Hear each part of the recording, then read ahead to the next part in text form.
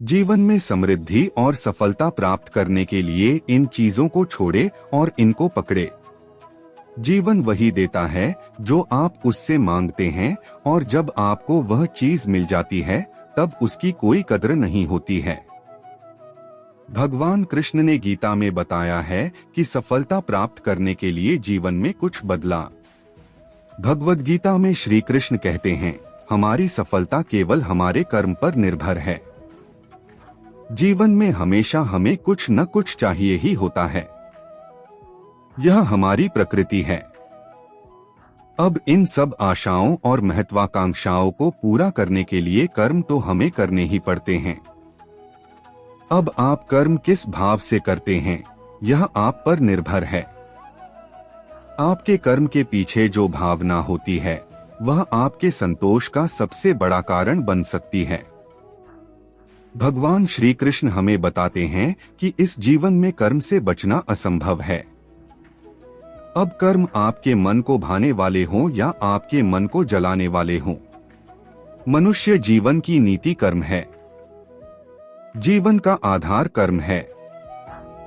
अगर आप मोह में बंधकर कर्म करने से मना कर देंगे तो परिस्थितियां ऐसी हो जाएंगी कि वे आपसे वही कर्म कराकर रहेंगी।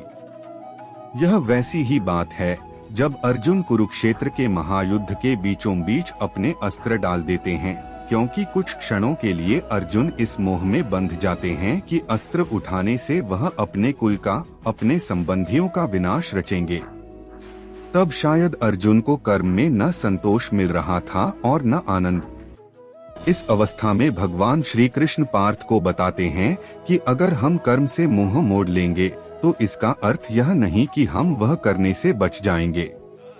कर्म से आप केवल तब बच सकते हैं जब आप उसको करके उसे पूरा करें। अब यह आप पर है कि आप अपने कर्म को धर्म समझकर करें या बोझ समझकर। आपके कर्म को आप कौन सी भावना से करते हैं वह पूर्ण रूप से आप पर है, लेकिन करना तो पड़ेगा, इस तरह या उस तरह। देखिए, बोझ समझकर करेंगे तो जीवन भारी और कठोर लगेगा। धर्म समझकर करेंगे, सेवा भाव से कर्म करेंगे तो ऐसा लगेगा कि आपके हाथों भला हो रहा है। यह ऐसी ही बात है कि आप जो सेब या अनार या संतरा खाते हैं वह इसलिए खा पाते हैं क्योंकि दूर किसी माली ने अपना कर्म किया था। जैसे उसके कर्म का फल आप खा रहे हैं, वैसे ही आपके कर्म से किसी और को कोई सहायता मिल जाएगी। यह क्या होगा, कैसे होगा, यह जानना असंभव है। पर साधारण से साधारण मनुष्य भी अगर अपने मन में यह विश्वास बना ले कि उसके कर्म से किसी का भला हो रहा है, तब उस कर्म में धर्म और सेवा दोनों ही मिल जाते हैं।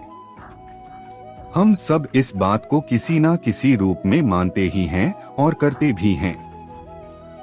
जैसे जब हम ऐसी नौकरी करें जो हमें उतनी पसंद नहीं होती, लेकिन उस नौकरी से हमारा घर चल रहा हो या हमारा परिवार खुश रह रहा हो, तो हम हमारा मोह छोड़ देते हैं। इसी कर्म में धर्म का भाव मिलता है।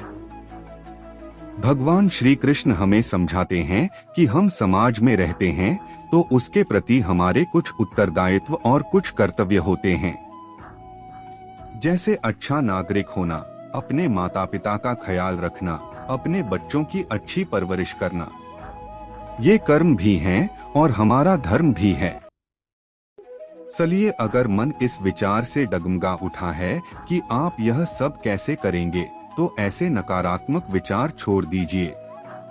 इसकी जगह पर यह विश्वास रखिए कि अगर इस कर्म का उत्तरदायित्व भगवान ने दिया है तो उसको करने की सामर्थ्य और धैर्य भी भगवान ने आपको दिया ही है।